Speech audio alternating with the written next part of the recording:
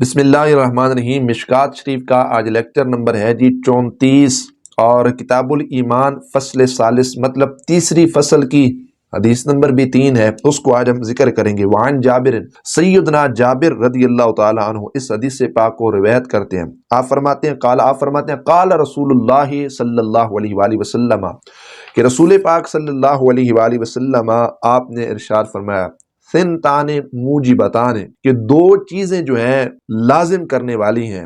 قال رجل، یا رسول اللہ صلی اللہ علیہ وآلہ وسلم مل موجبتان، کسی نے عرض کیا اے اللہ کے محبوب علیہ السلام، اے اللہ کے رسول صلی اللہ علیہ وآلہ وسلم لازم کرنے والی کیا ہیں؟ قال، حضور علیہ السلام آپ نے ارشاد فرمایا من مات یشرک باللہ شیئا دخل النار، حضور علیہ السلام نے فرمایا جو شخص مرا اس حالت میں کہ وہ اللہ تبارک و تعالی جل جلالہ کی ذات کے ساتھ یا اس کی صفات کے ساتھ کسی کو شریک کرتا ہے، داخل النار، تو وہ شخص کیا ہے؟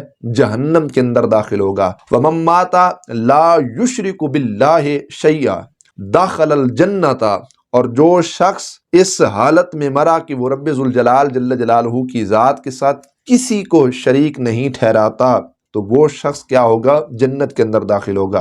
امام مسلم نے بھی اس حدیث پاک کو کیا کیا ہے؟ روایت کیا ہے۔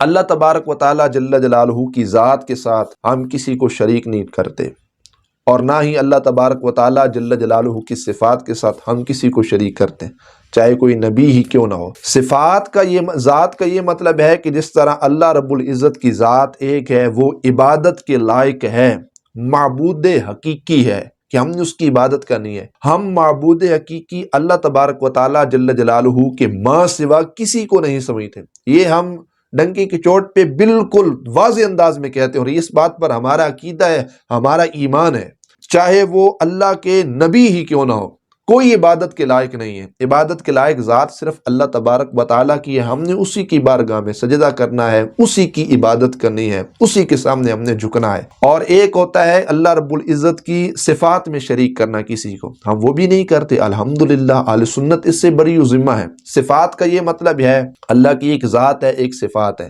اللہ سامع ہے مطلب سننے والا ہے، اللہ بصیر ہے، اللہ تبارک و تعالیٰ دیکھنے والا ہے۔ اب دیکھنے والے تو بندے بھی ہیں، دیکھنے والے تو اللہ کے انبیاء علیہم السلام بھی ہیں، سننے والے تو اللہ کے انبیاء بھی ہیں، سننے والے تو ہم بھی ہیں۔ تو کیا مطلب؟ اللہ بھی سنتا ہے، نبی بھی سنتے ہیں، اللہ بھی دیکھتا ہے، نبی بھی دیکھتے ہیں، تو کیا یہ شرک بن جائے گا؟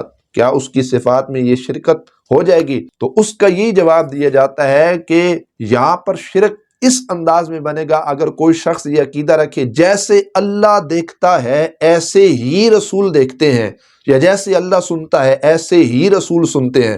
مطلب اللہ تبارک و تعالی جل جلالہ کسی کی عطا کے بغیر دیکھتا ہے، سنتا ہے، اور نبی پاک صلی اللہ علیہ وآلہ وسلم بھی ذاتی طور پر ایسے ہی دیکھتے یا سنتے ہیں جیسے اللہ دیکھتا اور سنتا ہے، تو یہ شرک بنے گا۔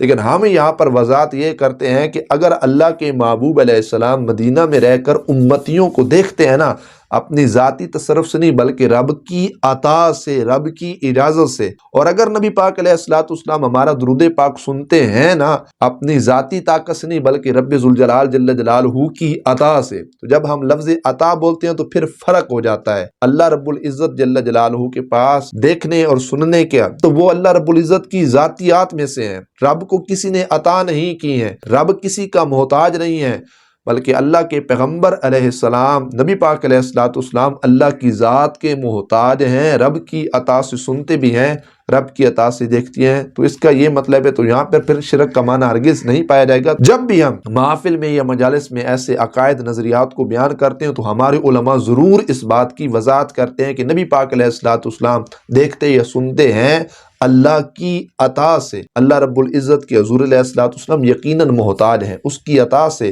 یہ سارے معاملات ہیں۔ اللہ رب العزت عمل کی توفیق عطا فرمائے، حدیث پاک کا فیضان سے اللہ تبارک تعالی ہمارے سینوں کو مستفیض فرمائے۔ وآخر دعوانا ان الحمد للہ تعالی رب العالمین۔